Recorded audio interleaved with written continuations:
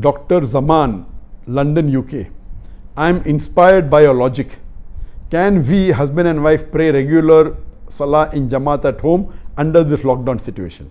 Yes, because of the lockdown situation, you cannot go to the mosque. So it is recommended, highly recommended, or rather offered for the gents at least, that they should offer the 5 times Salaah in Jama, in congregation at home. If you have family, get all the family together. If you are only alone with your wife, then see to it that you pray with Jamaat. It is not preferable, it is fard to pray in Jamaat. But when you pray in Jamaat with your wife stands behind you. She does not stand in the same row as you. You are the Imam, your wife stands behind you, exactly behind you, in the next row.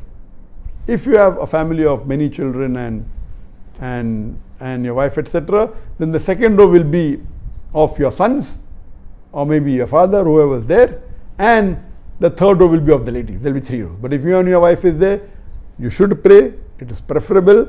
You being a gent, you should pray in Jamaat. Allah said that you get 25 times sawab as the hadith of the Prophet ﷺ. So my recommendation is, yes, you should pray in Jamaat.